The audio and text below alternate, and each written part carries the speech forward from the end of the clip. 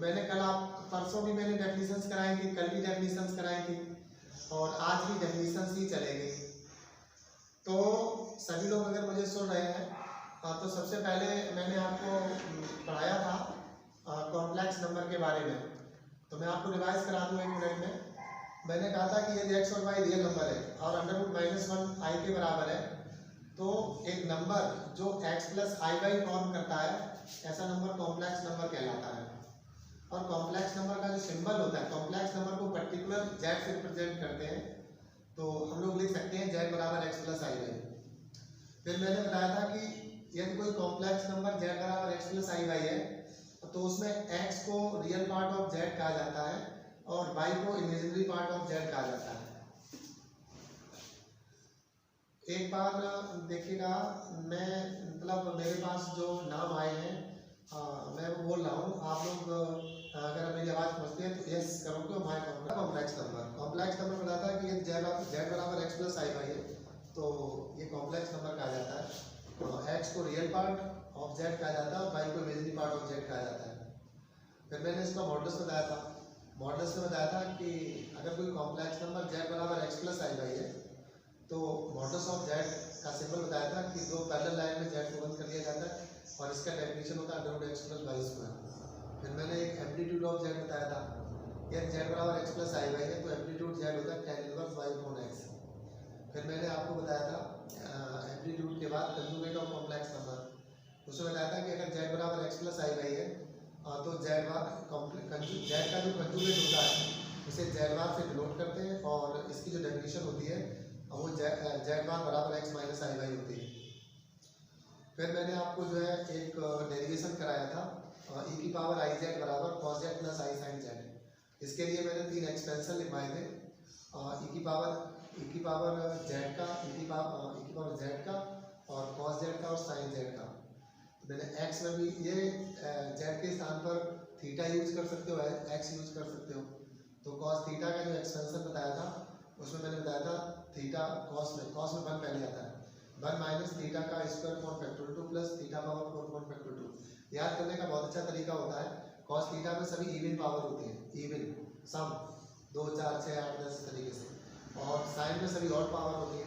तो sine theta का जो एक्सपेंशन बताया था उसमें बताया था 1 नहीं आता इसमें, थीटा - थीटा का क्यूब और फैक्टर 3 प्लस थीटा की पावर 5 और फैक्टर 4 और e⁻x बताया था 1 + x + x² और फैक्टर 2 प्लस x³ और फैक्टर 3 और फिर मैंने क्या किया था e⁻x वाले में x = iz डाल दिया था।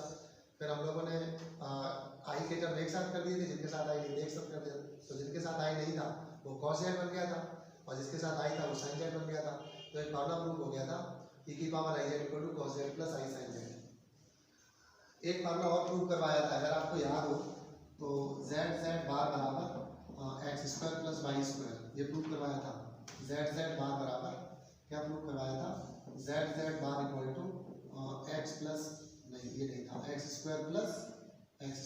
y²। ये बहुत इंपॉर्टेंट फार्मूला था और ये मॉडल्स ऑफ z² था। मॉडल्स ऑफ z², बच्चों एक बात मैं आपको बता दूं, ये जो मॉडल्स ऑफ z² बराबर z बार होता है इसे किंग प्रॉपर्टी बोला जाता है। तो आज आप नोट कर लीजिएगा, ये नोट कर लीजिएगा, मैं इसमें लिखवा चुका हूँ, लेकिन इसके बिना आप कर कुछ नहीं सकते। जैसे नहीं किसी के शरीर से उसका व्यक्ति के शरीर से हार्ट निकाल दिया जाए तो वो मतलब जो डेथ हो जाता है, इसी तरीके से अगर कॉम्प्लेक्स एनालिसिस में से मॉडल्स ऑफ z² और z बार हटा दिया जाए तो कॉम्प्लेक्स नंबर की डेथ हो जाएगी, अर्थात इसके बिना आप कुछ नहीं कर सकते। इसे किंग प्रॉपर्टी बोलते हैं, इसे क्या बोलते हैं, किंग प्रॉपर्टी। किंग प्रॉपर्टी ये बच्चों कॉम्प्लेक्स नंबर की किंग प्रॉपर्टी बोली जाती है। आप किंग आप जानते ही होंगे, तो ये आपको सबको याद करना है। अगर आप मेरे बहुत अच्छे स्टूडेंट बनना चाहते हो तो ये प्रॉपर्टी याद कर लो, मॉडल्स ऑफ z² = z बार। ये प्रत्येक स्टूडेंट को याद होना चाहिए। सोते जागते जैसे कभी भी अगर आपसे कोई पूछ दे कि मॉडल्स ऑफ z² तो आप भले ही सो के उठे तुरंत बता दीजिएगा z बार। रात में सपने भी आते हैं तब यही आना चाहिए, मॉडल्स ऑफ z² = z बार। क्या सपने आना चाहिए, मॉडल्स ऑफ z² = z बार। क्या बताया मैंने, बोलो एक बार सब लोग बोलो, मॉडल्स ऑफ z बार। ये आपसे सबसे सुना जाएगा, एक स्टूडेंट से सुना जाएगा, क्या models of Z square equal to Z Z bar. और जो नहीं सुना पाएगा उसकी पिटाई होगी, घर पे आके पिटाई करेंगे, हम सबके एड्रेस ले लेंगे और एड्रेस लेने के बाद जो नहीं सुनाएगा मैं उसी घर पे आज हम दूंगा और पिटाई शुरू। वैसे मैंने अभी तक पिटाई की नहीं है किसी की, अच्छा, लेकिन संभव है अगर, क्योंकि सब याद ही कर लेते हैं। अब आगे कल मैं आपको जो है पोलर कोऑर्डिनेट के बारे में बता रहा था। अगर आपको याद होगा तो पोलर कोऑर्डिनेट के बारे में मैंने बताया था कि हॉरिजॉन्टल लाइन होती है। एक बार जब आप मैथमेटिक्स के रिलेटेड कोई इंटरव्यू देने जाएंगे तो आपसे बोला जाएगा कि ये एक्स एक्सिस क्या होता है, तो आपको क्या बताना होगा। देखिए एक्स एक्सिस क्या होता है, एक्स एक हॉरिजॉन्टल लाइन होती है, लेकिन इसे मेजर जो किया जाता है फिजिक्स में पढ़ाया जाता है, इसे जो मेजर किया जाता है वो parallel to the earth surface, parallel to the earth surface. तो ये एक हॉरिजॉन्टल लाइन है और इसका एक, इसमें दो एंड है, एक एंड को पोल कह देते हैं, एक एंड को क्या कह देते हैं, पोल, और दूसरा एंड को ये कह देते हैं, ये ओ कहते हैं इसे। ये जो हॉरिजॉन्टल लाइन है ये लाइन सेगमेंट हो गया, क्योंकि लाइन और लाइन सेगमेंट में डिफरेंस इतना होता है कि लाइन सेगमेंट फाइनाइट लेंथ होता है और लाइन इनफाइनाइट लेंथ होता है। तो अगर केबल लाइन बोला गया है इसका मतलब है कि वो इनफाइनाइट लेंथ है, और अगर लाइन सेगमेंट बोला गया है तो उसी लाइन पर कोई दो पॉइंट दिए गए होंगे और उनके बीच की जो डिस्टेंस है वो लाइन सेगमेंट कहलाता है। तो ये लाइन सेगमेंट है, वो इनिशियल लाइन, ये लाइन सेगमेंट नहीं होता है, ये लाइन ही होता है और इसे क्या बोलते हैं, इनिशियल लाइन। अब अगर आपके पास कोई पॉइंट है, इसका पोलर कोऑर्डिनेट चाहिए, तो आप बहुत आसानी से क्या करिएगा, जो पॉइंट पोल था पोल को बिंदु P से मिला दीजिएगा, फिर यहाँ से यहाँ तक की डिस्टेंस पता कर लीजिए। मान लेते हैं कि डिस्टेंस r है और मान लेते हैं इंक्लिनेशन ये थीटा है, तो इसका नाम रखा गया था वेक्टोरियल एंगल। ऐसा कल हो चुका था, इनके नामकरण है।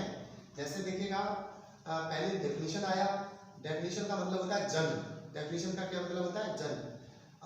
ऐसे ही हम लोग अगर इस चीज को आम जिंदगी में अगर देखना चाहें तो फैमिली में जब कोई एक बच्चा जन्म लेता है तो जो जन्म होता है वही उसका डेफिनेशन होता है, जो जन्म होता है वही उसका डेफिनेशन होता है। और जन्म के बाद उसका नामकरण किया जाता है, तो नामकरण, इसका जन्म हुआ और जन्म के बाद इसका नामकरण हुआ, क्या नाम रख दिया गया इसका, वेक्टोरियल एंगल।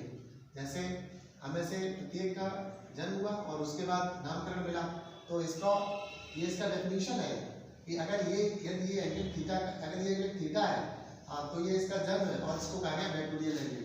अब अगर ये एंगल थीटा है और ये क्लॉकवाइज और एंटी क्लॉकवाइज और है, यहाँ से एंटी क्लॉकवाइज है और ये जो वेक्टोरियल एंगल है पॉजिटिव में लिया गया है, अतः ये एंटी क्लॉकवाइज है। ये कैसा है, एंटी क्लॉकवाइज है, ये कैसा है, एंटी क्लॉकवाइज। तो अगर O से लेकर के P तक का जो डिस्टेंस है, अगर यहाँ से लेकर के यहाँ तक डिस्टेंस r है और वेक्टोरियल एंगल थीटा है, तो इस बिंदु का जो निर्देशांक होता है वो r, थीटा होता है।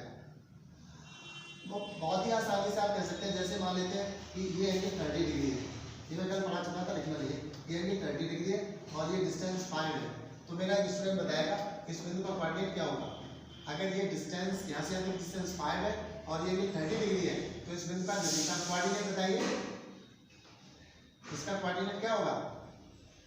वेरी गुड, 5,30, वेरी गुड, बच्चे तो सब इंटेलिजेंट है। एक बात मैं बच्चों और बताना चाहूँगा कि ये जो कोऑर्डिनेट्स होते हैं ये ऑर्डर्ड होते हैं, r, थीटा ऑर्डर्ड होता है। ऑर्डर का मतलब क्या होता है, ऑर्डर आप सभी लोग जानते हैं, ऑर्डर का मतलब होता है जिनके स्थान को बदला ना जा सके। तो यहाँ पर कभी भी इसे, जैसे 5,30 डिग्री है, इसे कभी भी ये 30,5 नहीं लिखा जा सकता।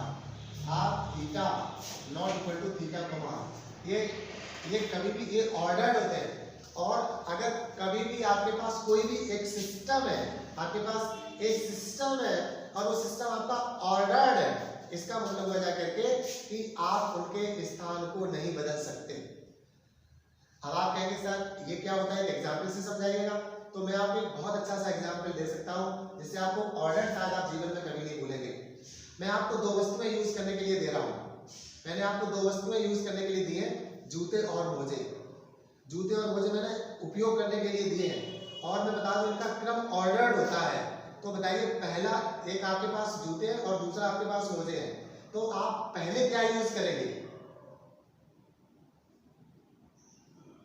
और फिर उसके बाद आप क्या यूज करेंगे। अगर हम इसका उल्टा यूज कर लें और उल्टा यूज करके मार्केट में निकल जाए तो लोग हमें कैसे दृष्टि से देखेंगे?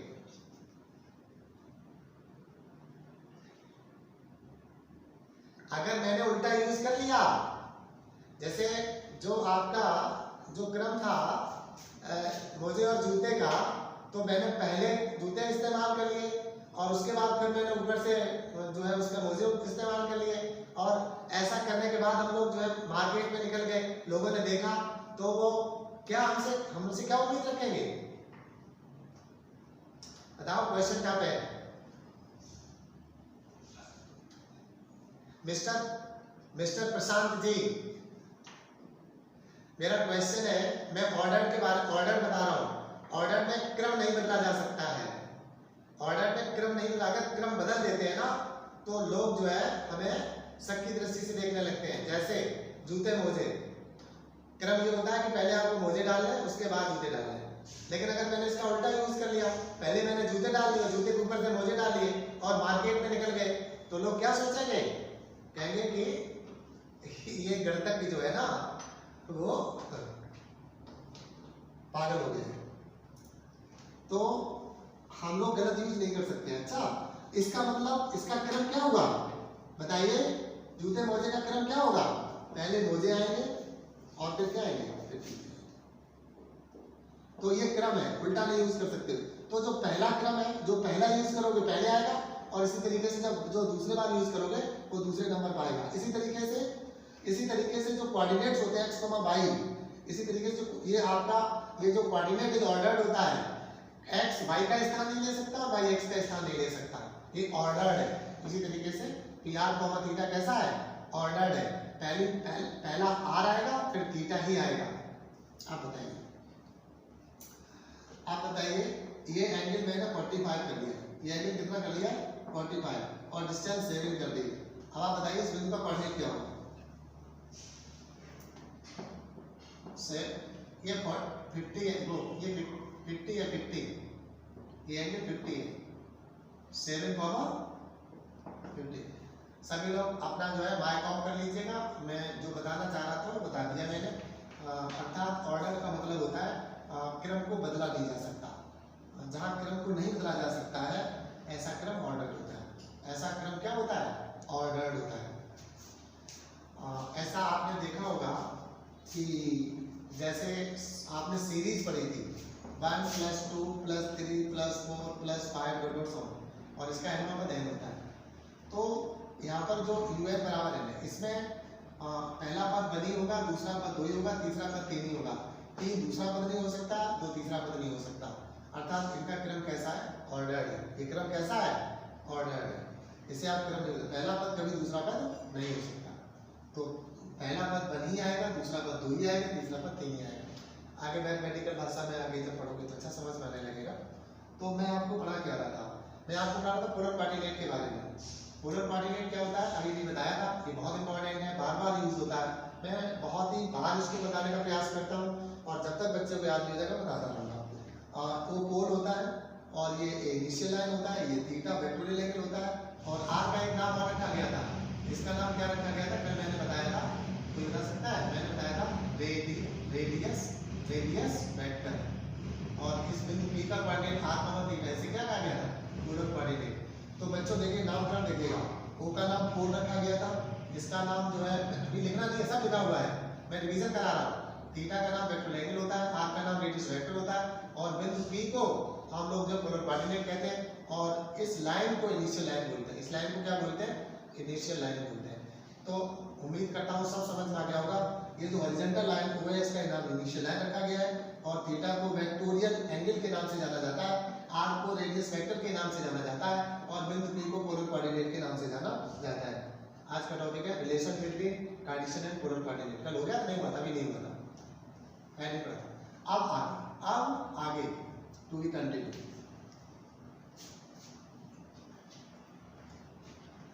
अब आगे देखिए आप लोग रिलेशन बिटवीन, अब आगे relation between Cartesian coordinate and polar coordinate, relation between Cartesian and polar coordinate, relation between Cartesian and polar coordinate,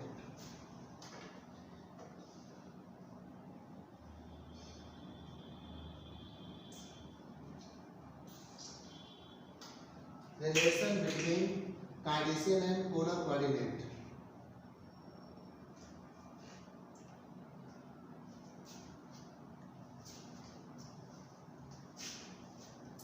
relation between Cartesian and polar coordinate,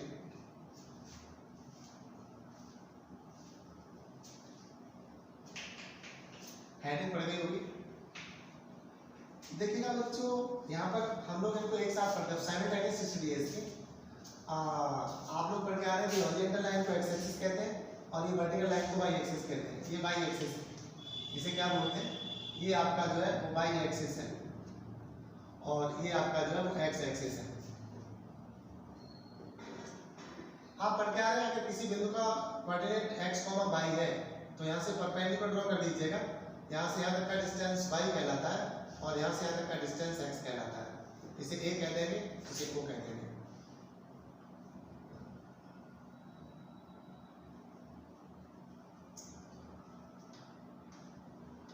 देखिएगा ये परपेंडिकुलर पड़ा था, यानी 90 डिग्री का हो जाएगा।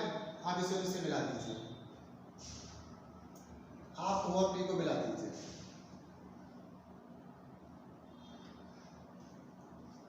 पाइथागोरस प्रमेय से यहाँ से यहाँ तक की डिस्टेंस जो है वो √x² और प्लस y² हो जाएगी। ये डिस्टेंस जो है √x² प्लस y² हो जाएगी।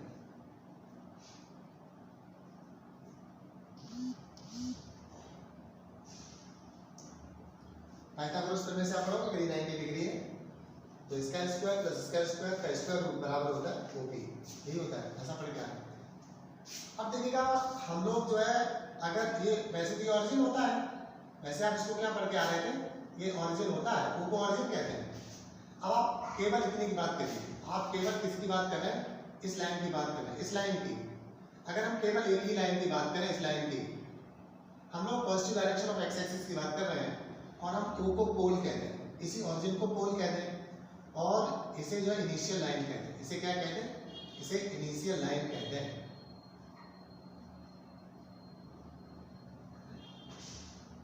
अगर हम लोग ये एंगल थीटा ले लें और यहाँ से यहाँ तक की डिस्टेंस r ले लें, यहाँ से यहाँ तक की डिस्टेंस फिगर सब बड़े बनाया करिए, r ले लें, तो इसी बिंदु का निर्देशांक भी r, थीटा हो जाएगा। अगर यहाँ से यहाँ तक का डिस्टेंस r है और यहाँ से यहाँ तक का एंगल थीटा है, अगर यहाँ से यहाँ तक का एंगल थीटा है तो इस बिंदु का कोऑर्डिनेट r, थीटा हो जाएगा।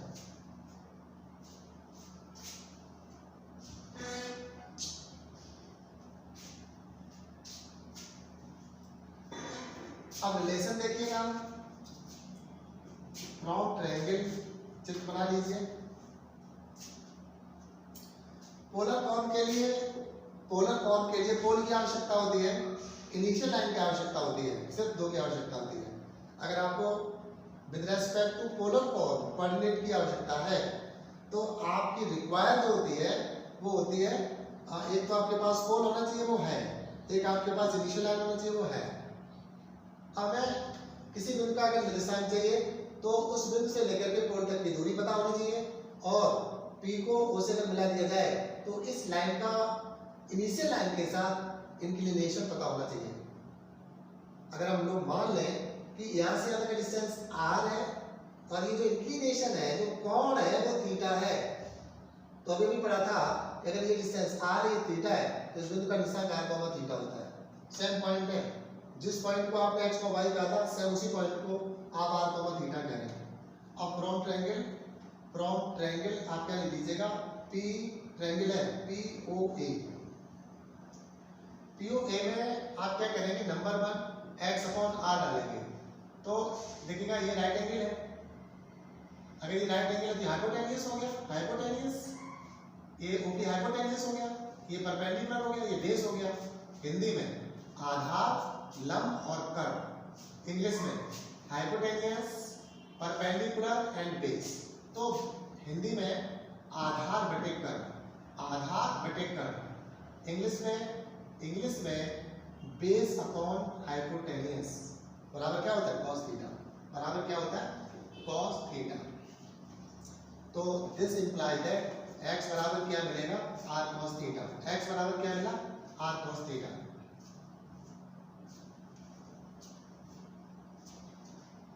NOW अब आप y अपॉन r पता करेंगे, परपेंडिकुलर अपॉन हाइपोटेनियस ये sin थीटा होता है, तो this imply that y equal to कितना हो जाएगा r sin थीटा।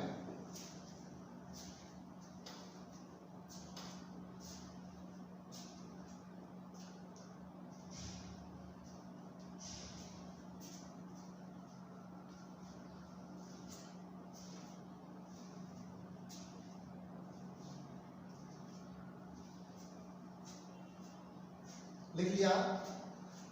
देखिएगा आपको यहां से एक रिजल्ट और मिल रहा है, यहां से ये लिख लिया y equal to r sin theta लिख लिया, ठीक हो। जैसे आपसे कोई क्वेश्चन किया जाए तो थोड़ी देर के लिए माइक ऑन कर लिया और क्वेश्चन का आंसर दे दिया और उसके बाद माइक ऑफ कर लिया, थोड़ा सा एक्शन होता है। अगर आप जल्दी जल्दी कर पाएंगे तो फिर मुझे भी कोई पढ़ाने में प्रॉब्लम नहीं आएगी। एक्चुअली मुझे लगता है यहाँ पर सामने होते हैं तो फिर बच्चा कह देता है, आप सामने नहीं है ऑनलाइन पढ़ रहे हैं तो प्रॉब्लम आती है, लेकिन है लाइव। जैसे यहाँ पर कुछ बच्चे बैठे होकर पढ़ेंगे और आप वहाँ पढ़ेंगे तो सेम सेम होगा, 100% सेम सेम। अंतर इतना होगा वो यहाँ पर होंगे आप घर पे होंगे और भी अंतर। अब मैं आपको ये बताना चाह रहा हूँ, देखिएगा जो OP है यहाँ से यहाँ तक की डिस्टेंस को OP निकाला जाएगा और इसे हमने R भी माना है और पाइथागोरस थ्योरम से ये कितना आया √x² + y² भी आया है, तो OP का मतलब तो इतना हो गया। NOW अब हम y अपॉन x पता करेंगे, y अपॉन x ये आपका परपेंडिकुलर अपॉन बेस लंब बटे आधा, परपेंडिकुलर टू बेस लंब बटे आधा, लंब बटे आधा tan थीटा होता है, tan थीटा। तो यहाँ से अगर आप चाहें थीटा बराबर क्या हो जाएगा, हो जाएगा tan inverse y upon x, ये हो जाएगा।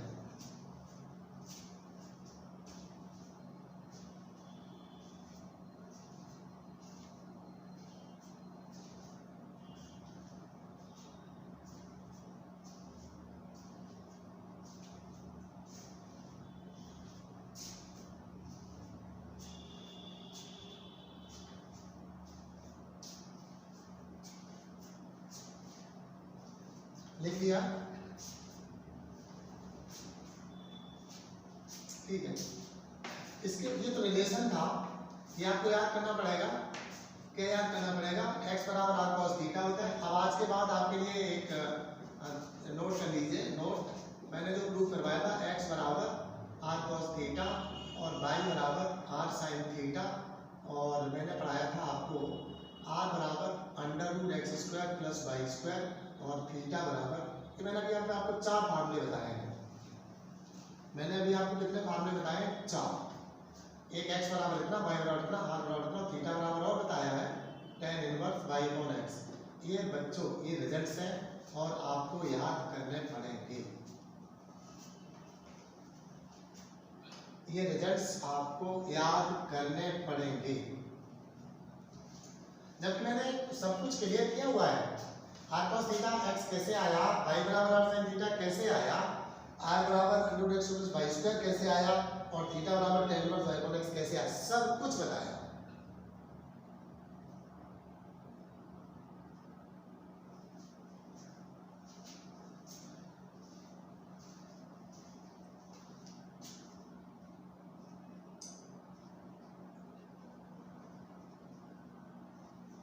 अगला टॉपिक है, ये नोट कर ले, उसके बाद अगला टॉपिक लिख ले, x बराबर r cos थीटा, y बराबर r sin थीटा, r बराबर √x + y² और theta equal to tan inverse y upon x।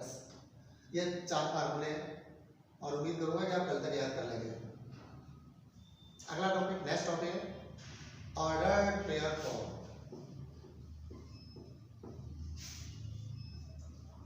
Ordered pair, ordered pair form.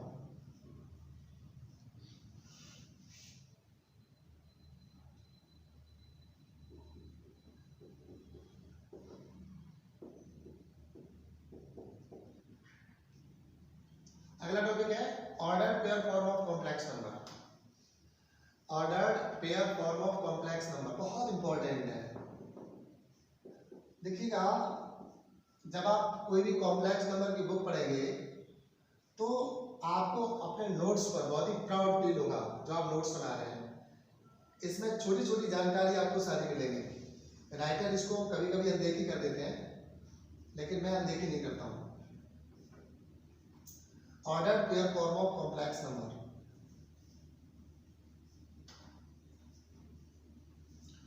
Ordered pair form of complex number.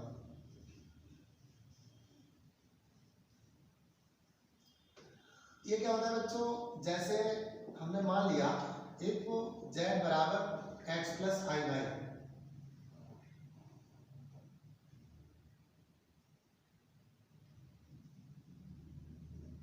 then its ordered pair form, its ordered pair form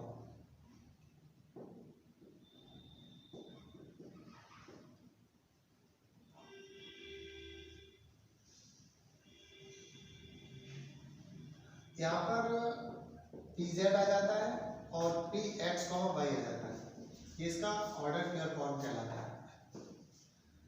तो ये बिंदु के रूप में है, जैसे कि कार्टेशियन कोऑर्डिनेट के रूप में होता है, तो उसे ऑर्डर पेयर फॉर्म बोलते हैं। देखिएगा यहाँ पर आता है रियल पार्ट और comma imaginary part, real part और इमेजिनरी पार्ट। तो ये z को रिप्रेजेंट करता है। जैसे देखिएगा यहाँ पर ये आर्गेन प्लेन कहलाता है। ये जो हम लोग जिसे कार्टेशियन प्लेन कहते थे, ये आर्गेन प्लेन होता है, आर्गेन प्लेन। और आर्गेन प्लेन में ये एक्स एक्सिस होता है और ये वाई एक्सिस होता है। आर्गेन प्लेन में ये वाई एक्सिस होता है, ये ऑरिजिन ही होता है। अगर किसी बिंदु को कोऑर्डिनेट आपने पी एक्स पी जेड लिखा हुआ है, पी जेड बराबर P X comma Y, implies and implies by Z बराबर एक्स प्लस आई वाई। ये डेफिनेशन है, तो इम्प्लाइज एंड इम्प्लाइज बाई लगेगा। यहाँ से यहाँ तक का जो डिस्टेंस है वो x है और यहाँ से यहाँ तक का डिस्टेंस जो y है।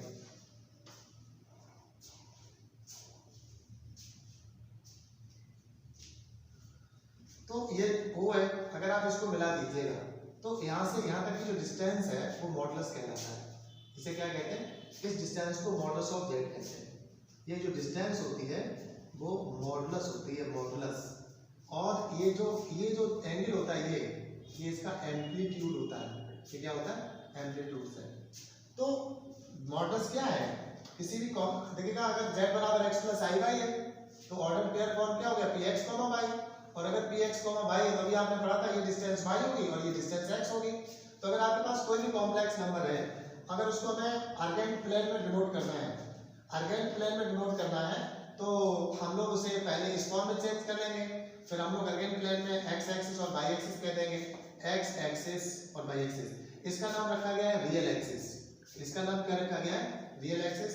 और इसका नाम रखा गया है imaginary axis, imaginary axis, imaginary axis.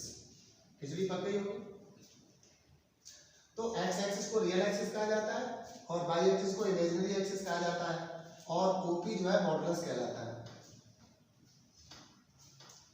तो आप देख रहे हैं, सभी लोग देख रहे हैं, O से लेकर के P तक का जो डिस्टेंस है OP जो है वो मॉडुलस ऑफ z कहलाता है। और ये डिस्टेंस अभी आप पता भी कर चुके थे, ये क्या होता है, X square plus Y square, और ये मॉडुलस ऑफ z इसका सिंबल होता है। और जो थीटा होता है वो आपको पढ़ाया गया था, ये एम्पलीट्यूड ऑफ z होता है और ये आपका क्या होता है, tan inverse y upon x होता है। तो देखिएगा अगर आपके पास कोई भी कॉम्प्लेक्स नंबर है, कोई भी कॉम्प्लेक्स नंबर है तो उसे आप कार्टेशियन प्लेन नहीं बोलते हैं, इसको आर्गेन प्लेन बोलते हैं। और आर्गेन प्लेन में उसे डिनोट कर सकते हैं। और उसके बाद यहाँ से यहाँ तक का जो डिस्टेंस है उस कॉम्प्लेक्स नंबर का मॉडुलस कहलाता है। और ये जो है ये एंगल जो है वो उसका एम्पलीट्यूड कहलाता है। तो किसी भी कॉम्प्लेक्स नंबर का इनिशियल लाइन के साथ एक्स एक्सिस के साथ रियल एक्सिस के साथ जो उसका इंक्लिनेशन होता है वो तो एम्पलीट्यूड कहलाता है। और जो P से लेकर के तक का जो डिस्टेंस होता है वो उस कॉम्प्लेक्स नंबर का मॉडुलस कहलाता है।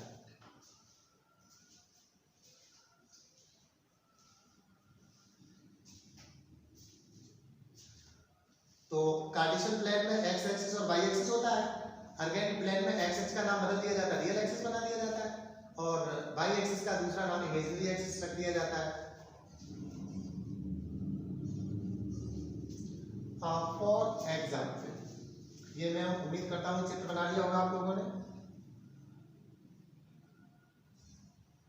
हाँ, ठीक ठीक ठीक ठीक। अब एक कॉम्प्लेक्स नंबर को हम लोग जो अर्गेंड प्लेन में डिनोट करेंगे। फॉर एग्जाम्पल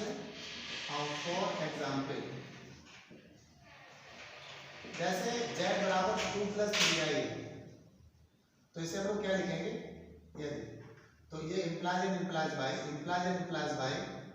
pz बराबर p, रियल पार्ट x होता है, इमेजिनरी पार्ट y होता है। अब हम लोग इसे डिनोट कर सकते हैं, ये रियल एक्सिस है, ये इमेजिनरी एक्सिस है। रियल एक्सिस पर 1 और 2 जाना है, इमेजिनरी पर 1, 2 और 3 जाना है, तो इधर और इधर ये वाला पॉइंट्स क्या मिलेगा, 2, 3। अब इसे मिला देंगे यहाँ से, ये मिला देंगे, तो ये डिस्टेंस जो है वो बाई 3 है और ये डिस्टेंस 2 है, तो ये हो जाएगी √4 + 9, क्या हो जाएगा 13। ये डिस्टेंस यहाँ से यहाँ तक 4 + 9 13 ही होता है, ये डिस्टेंस 13 हो जाएगा, ये एंगल हो जाएगा थीटा। तो देखिएगा यहाँ पर OP या मॉडुलस ऑफ z कहेंगे, मॉडुलस ऑफ z वो तो जाएगा √13, क्योंकि ये डिस्टेंस हो गया, यही मॉडुलस ऑफ z होता है, और थीटा बराबर क्या हो जाएगा tan इनवर्स y/x, तो tan इनवर्स 3/2 ये सॉल्व हो गया।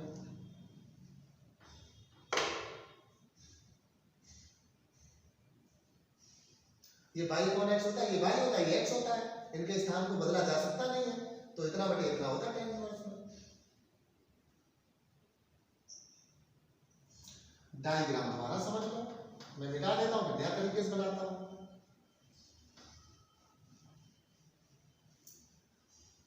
देखिएगा पुनः पूरा एग्जाम्पल रिपीट, पुनः शुरू से। यदि z बराबर हमारे पास 2 + 3i था, तो implies by, यहाँ पर pz आ जाता और यहाँ पर p, यहाँ रियल पार्ट लिखा जाता कॉमा इमेजिनरी पार्ट, क्योंकि इमेजिनरी पार्ट में i नहीं लिखा जाता, केवल यहाँ से x यहाँ से y। ये समझ में आ गया, ये x है ये y है, तो x x पर 2 है, तो 1 और 2, जैसे 2 एक्सिस पे 2 लिया गया है, तो ये आपका 1 हो गया, ये 2 हो गया। y एक्सिस पर 1 2 और 3, 1 2 3, 1 2 और 3, तो देखिएगा एक हमें x एक्सिस पर 2 जाना है, तो ये हो गया। इसी के सामने y एक्सिस पर 3 के सामने जाना है, इसके सामने ये और इसके सामने ये, तो ये डिस्टेंस तो हो गई 3 और ये डिस्टेंस हो गई 2, तो इसका कोऑर्डिनेट क्या हो गया P2, 3। अब आप ये O है, तो पाइथागोरस प्रमेय से पाइथागोरस प्रमेय से इसका वर्ग डालेंगे तो 4 हो जाएगा, और इसका वर्ग डालेंगे क्या हो जाएगा 9, और ये 13 हो गया। तो भाई लिखा है OP = 13 है, और थीटा tan इनवर्स y/x, ये y होता है, और ये जो 2 है ये x बराबर 2 दिया गया। अब समझ में आ गया, अभी भी नहीं आया समझ में, ठीक, ओके, नोट कर लो।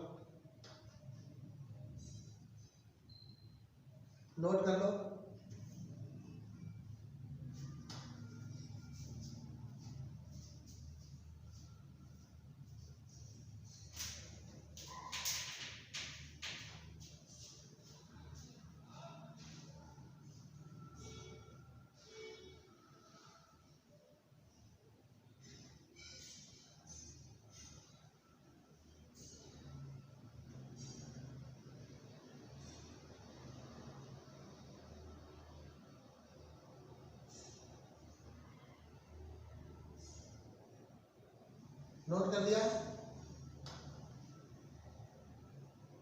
ठीक है, ठीक है, हाँ बताइए।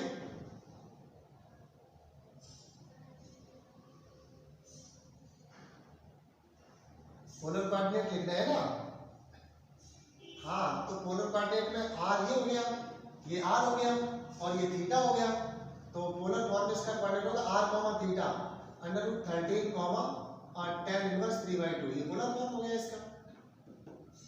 नहीं समझ में आया, r, थीटा होता है, तो r की वैल्यू डाल दिया, थीटा की वैल्यू डाल दीजिए।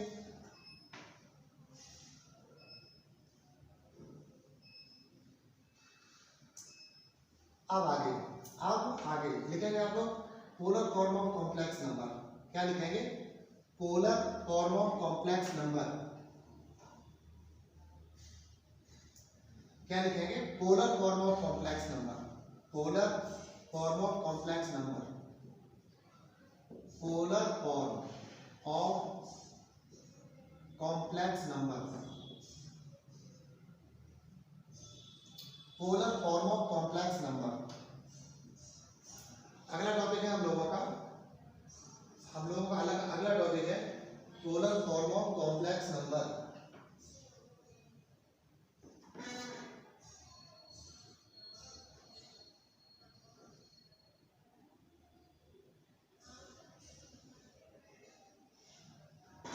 उम्मीद करता हूं कि लिख लिया होगा, polar form of complex number लिख लिया होगा। ठीक ठीक, okay.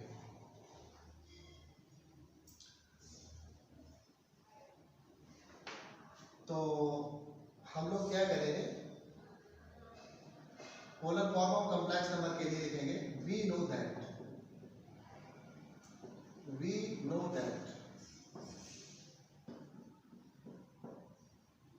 Cartesian form of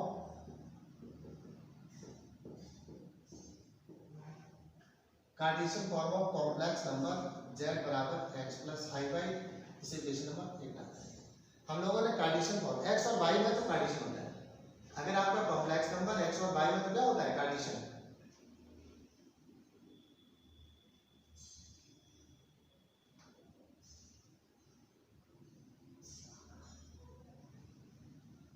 Cartesian form of complex number.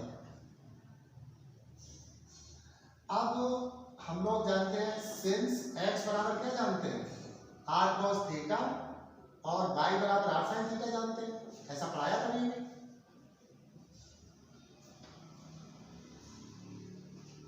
ये पढ़ाया गया था।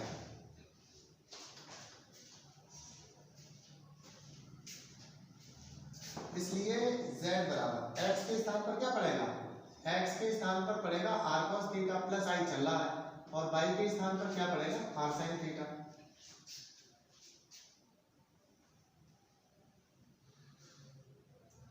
दिस इंप्लाई दैट z बराबर r कॉमन हो जाएगा, cos थीटा और प्लस का i sin थीटा।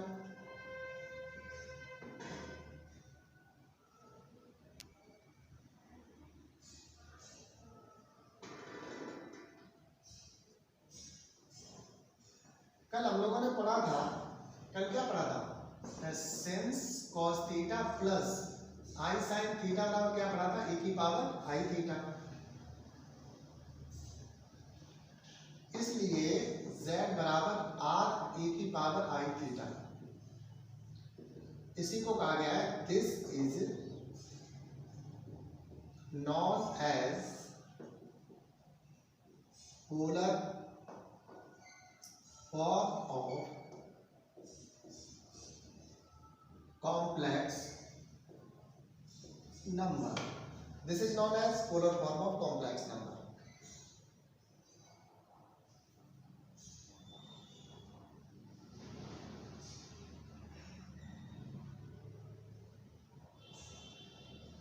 लिख लिया। अब बच्चों अगर कोई कॉम्प्लेक्स नंबर है तो उसमें मॉडुलस और एम्पलीट्यूड परिभाषित होता है। तो पोलर फॉर्म में हमें ये बताना है कि इसका एम्पलीट्यूड क्या होगा, हमें क्या बताना होगा? इसका एम्पलीट्यूड कितना होगा। तो वैसे तो हम लोग सीख चुके हैं सिंस मॉडुलस ऑफ z बराबर होता है √x² + y² बराबर, ये तो मॉडुलस कहलाता है। ये क्या कहलाता है? Modulus of z। और एक जो है थीटा बराबर tan इनवर्स y/x, ये क्या कहलाता है? ये कहलाता है एम्पलीट्यूड ऑफ z, ये कहलाता है।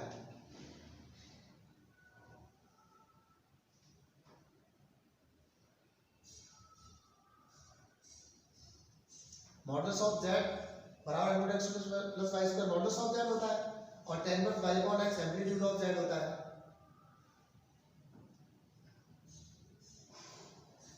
तो देखिएगा दैट इज या देयरफॉर करके लिख सकते हैं।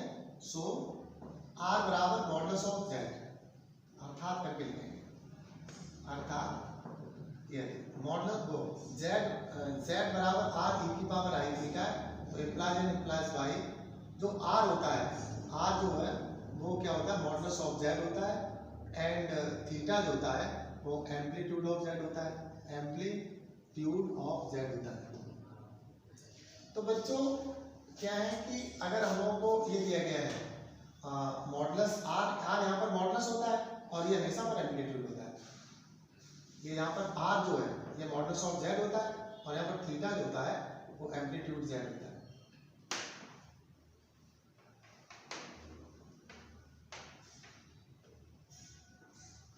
फॉर एग्जाम्पल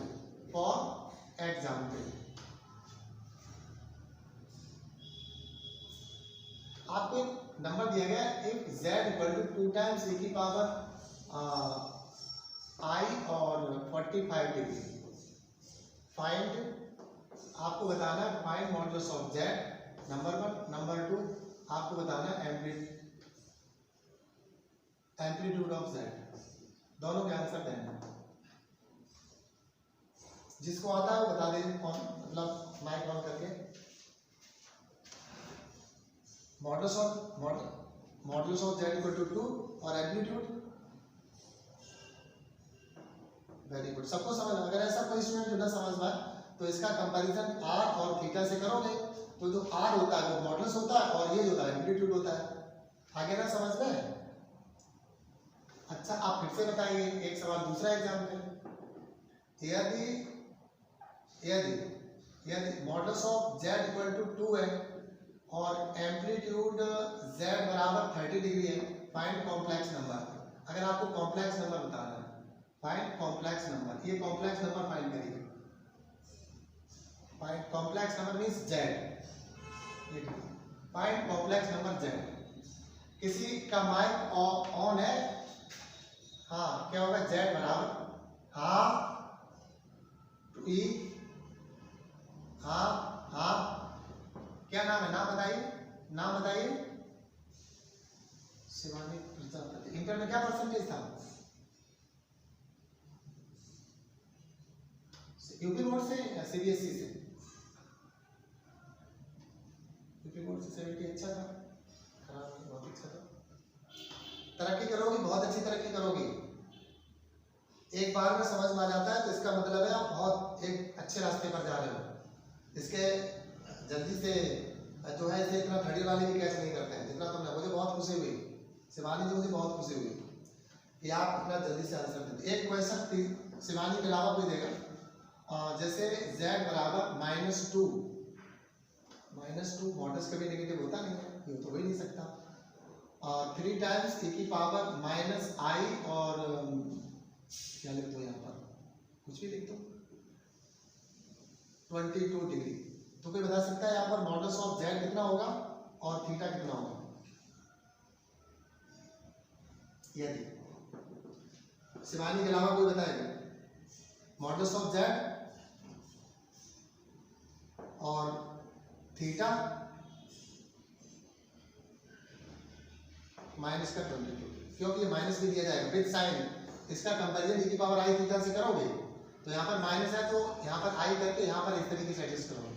सबको समझ में आ रहा है? बहुत अच्छी बात है, मेरी भाषा सबको समझ में आ रही है। आगे चलकर क्या मेरे बहुत अच्छे स्टूडेंट बनोगे।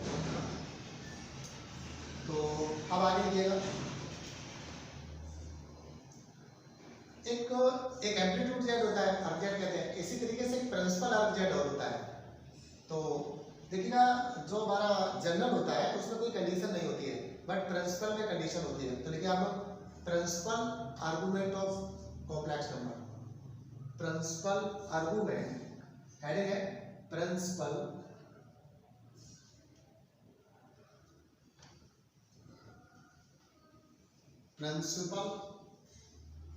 argument of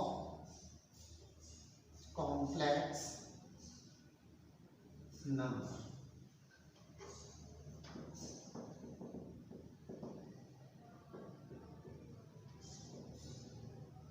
Principal argument of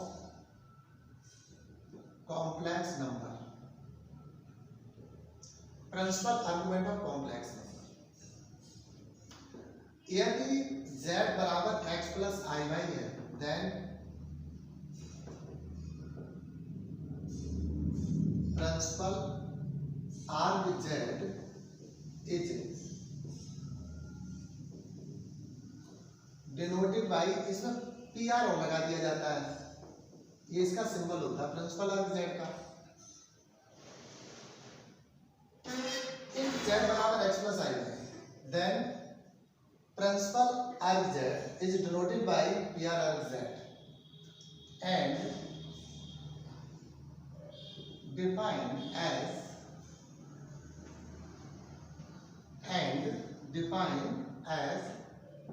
principal arc z बराबर tan inverse y upon x where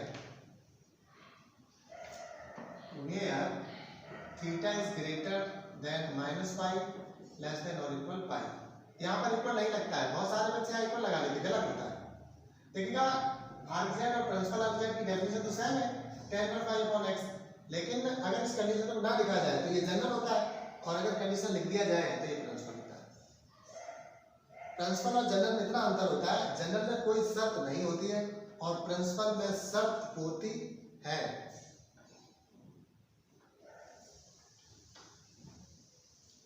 For example,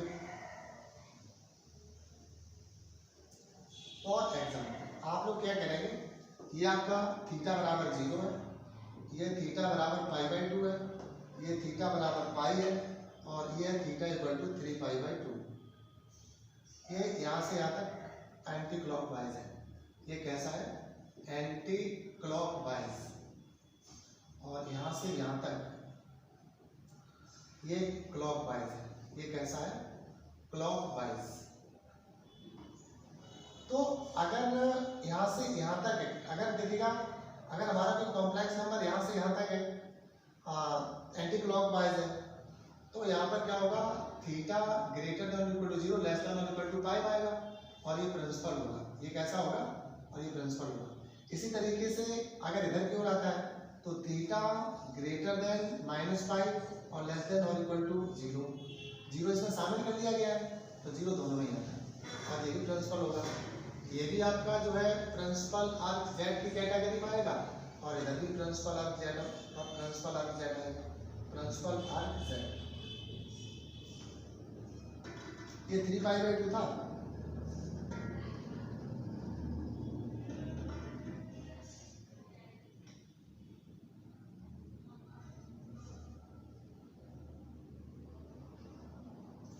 हाँ बिल्कुल दोबारा समझाएंगे, पहले ये डेफिनेशन लिख लीजिएगा।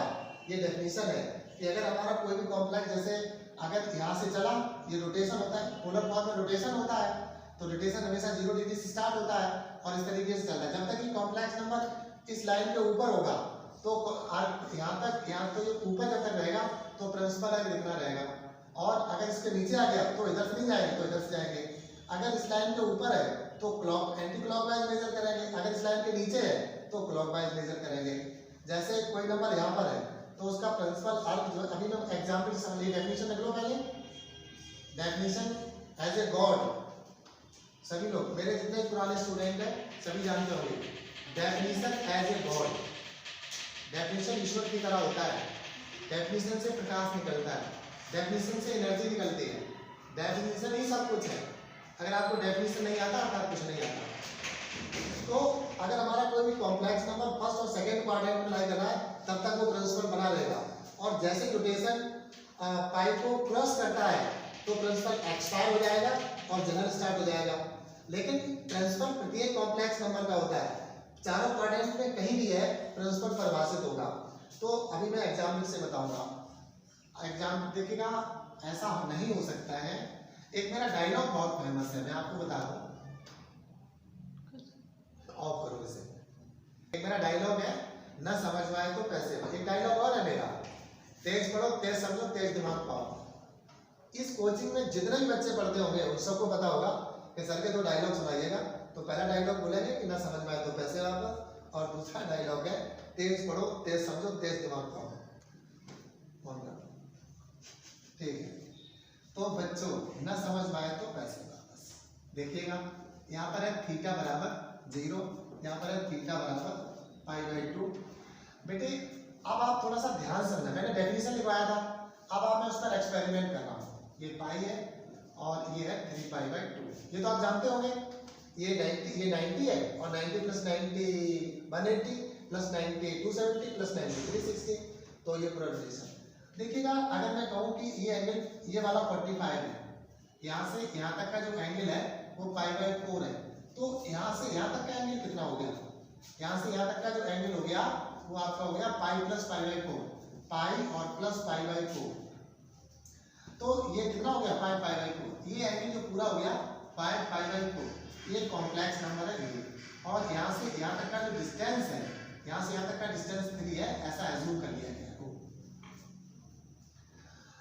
अब ये क्वेश्चन किसका था जरा एक बार नाम बताइए। आपका क्वेश्चन बहुत गजब है। ऐसे क्वेश्चन 2-4 सालों मेरे पास एक ही बार आते हैं कि ये क्या नाम बताया? द्रक्षा जी। अब आप समझिएगा, देखिएगा अभी अभी आपको बताया गया था पोलर फॉर्म में कि अगर ये इनिशियल लाइन है, बहुत अच्छे तरीके से समझना, ये इनिशियल लाइन है, ये इनिशियल लाइन का मतलब होता है थीटा बराबर 0। और अगर आपको ये बताना है कि एंगल थीटा है और ये डिस्टेंस r है, ये डिस्टेंस, ये पूरा एंगल यहाँ से यहाँ तक का थीटा है और ये डिस्टेंस r है यहाँ से यहाँ तक का, तो द्रक्षा जी इस बिंदु का निर्देशांक बता दीजिए जरा फटाफट। ये यहाँ से यहाँ तक का एंगल थीटा है और ये दूरी जो है वो r है, तो इस बिंदु का निर्देशांक बताइए। r थीटा, बहुत अच्छा बात है। आप देखिएगा यहाँ से यहाँ तक का एंगल देखिएगा, ये वाला एंगल देखिएगा, ये वाला एंगल, ये वाला एंगल कितना है? ये वाला एंगल, ये एंगल बताइए कितना होगा? 3 पाई। तो यहाँ से यहाँ तक की जो डिस्टेंस है, यहाँ से यहाँ तक की दूरी है वो 3 है और ये एंगल 5 पाई बाई 4 है, तो इस बिंदु का निर्देशांक बता दीजिए जरा। 3, 5 पाई बाई 4। ये बात समझ में आ रही होगी सबको? ये r है और ये थीटा है, ये r है ये थीटा है, तो अगर हमें r पता थीटा पता है तो कॉम्प्लेक्स नंबर क्या होगा बता देना जरा। कॉम्प्लेक्स नंबर r के साथ r e की power i theta imply that z बराबर, बहुत इंपॉर्टेंट है, ये z बराबर r की वैल्यू डालेंगे कितना आ जाएगा? 3 और e की पावर i और 5 पाई बाई 4। आप लोग लाइन पे बने रहिएगा, आप इसका मॉडुलस बताइए और इसका एम्पलीट्यूड बताइए, आर्क बताइए। आर्क जेड, आर्क और एम्पलीट्यूड एक ही बात होती है। मॉडुलस ऑफ जेड कितना है? 3 और आर्क जेड बताइए, arc Z 5 pi by 4। Very good very good, line पे बने रहिएगा, मेरी बात जरूर सुनते रहिएगा। अगर मैं प्रिंसिपल आर्क की बात करूं, अब आप फंस जाएंगे 100%। अब फंस गए। अब प्रिंसिपल आर्क कितना होगा इसका? प्रिंसिपल आर्क, अब जो मैंने बताया था कि ये जो नंबर है ना वो इस लाइन के नीचे लाई कर रहा है, इस लाइन को क्रॉस कर गया है। जब कोई कॉम्प्लेक्स नंबर इस लाइन को क्रॉस कर जाता है तो जनरल की मृत्यु हो जाती है। अब ये जनरल वो प्रिंसिपल नहीं मिलेगा, ये जनरल तो रहेगा, ये आर्क जेड तो है बट ये प्रिंसिपल आर्क जेड नहीं है। अगर हमें आर्क जेड आता और प्रिंसिपल आर्क जेड पता करना तब क्या करेंगे? अब देखिएगा प्रिंसिपल आर्क जेड के लिए आपको इधर जाना पड़ेगा, इस बिंदु को यहाँ से यहाँ तक। अब आपको यहाँ से इतना एंगल पता करना पड़ेगा, क्यों? क्योंकि अभी अभी आपको बताया गया था कि कॉम्प्लेक्स नंबर अगर इस लाइन के ऊपर है तो एंगल यहाँ से देखेंगे यहाँ तक, तो ये तब प्रिंसिपल आर्क ये दिया जाएगा। और अगर नंबर इधर नीचे आ गया, इधर आ गया, तो प्रिंसिपल आर्क इधर से दिया जाएगा। तो ये जो पॉइंट है वो इस लाइन के नीचे आ गया है। इसका मतलब हो गया जाकर के इस लाइन का ये वाला एंगल लिया जाएगा, ये वाला एंगल, तो ये एंटी क्लॉकवाइज हो गया, वो ये गलत हो गया, ये क्लॉकवाइज हो गया। क्लॉकवाइज मींस प्रिंसिपल आर्क जो भी होगा वो नेगेटिव होगा। इसका जो प्रिंसिपल आर्क आएगा वो 100% कैसा आएगा? नेगेटिव आएगा। अब होगा कितना ये हम लोग पता करना है, तो पता कैसे करेंगे? देखिएगा यहाँ से यहाँ तक 90 हो गया, ये 90 मींस ये हो गया पाई बाई 2 और इतना पाई बाई 2 है तो प्लस का पाई बाई 2। अब ये कितना हो गया? बराबर, ये 4 एलसीएम हो जाएगा, ये 2 पाई और प्लस का पाई 3 पाई बाई 4। तो बच्चों इसका जो प्रिंसिपल आर्क है, देखिएगा कॉम्प्लेक्स नंबर वही है, अगर आर्क पूछा जाता है तो यहाँ टिक करेंगे और अगर प्रिंसिपल आर्क पूछा जाता है तो यहाँ पर टिक करेंगे। तो अच्छा का क्वेश्चन था, क्या आपकी प्रॉब्लम सॉल्व हुई?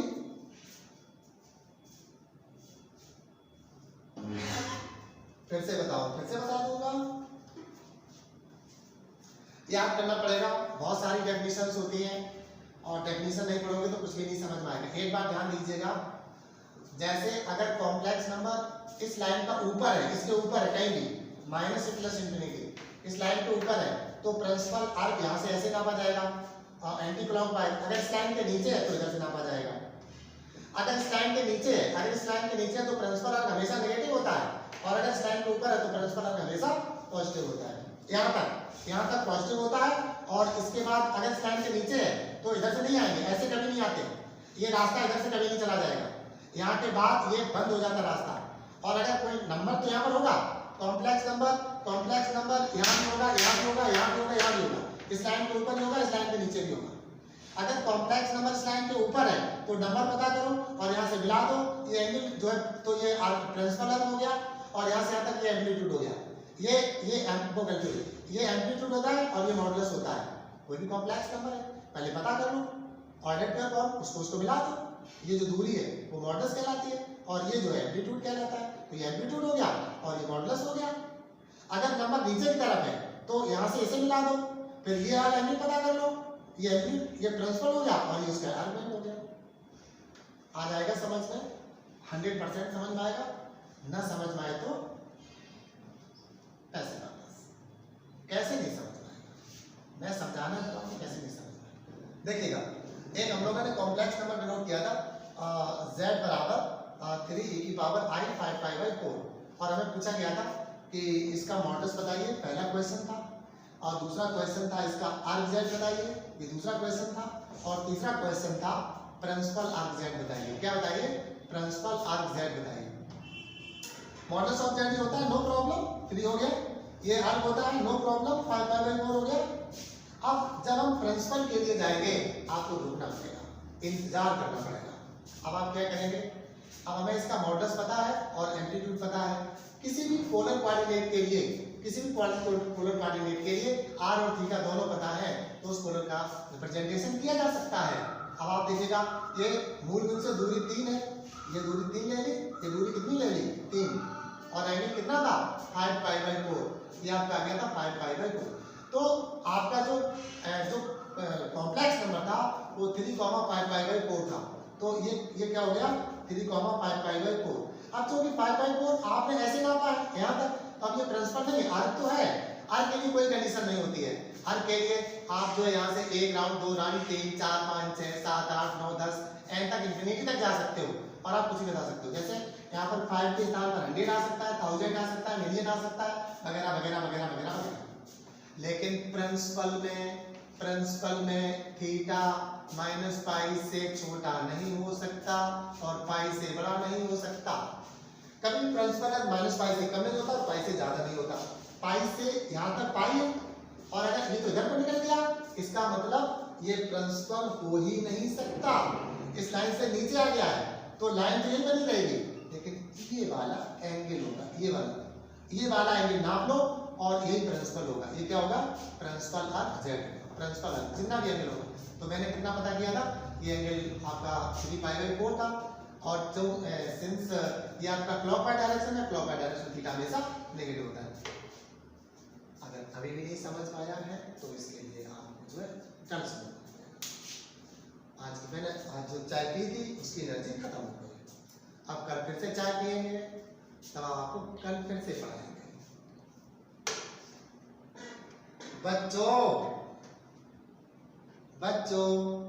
बच्चों से मतलब स्टूडेंट्स मैं स्टूडेंट को मतलब अपने बच्चों की तरह ट्रीट करते हैं, तो रिस्पॉन्स दिया करिए। आज की क्लास कैसी लगी आपको? बहुत अच्छी लगी। मैं बस यही चाहता हूँ, जब टीचर का पढ़ाया हुआ बच्चों को समझ में आता है तो ये टीचर की सक्सेस होती है, और जब स्टूडेंट सक्सेस हो जाता है तो फिर तो आप टीचर को मान लीजिएगा वो सफल टीचर कहलाता है। एक सफल टीचर की क्या पहचान होती है? उसके स्टूडेंट सक्सेस हो जाए। तो बस मैं ये चाहता हूँ कि आप लोग सक्सेस हो जाए तो मैं भी सक्सेस हो जाऊँगा। इस तरह से आज की सेवा यही समाप्त होती है। आप लोग जो है ऑफ कर दीजिए।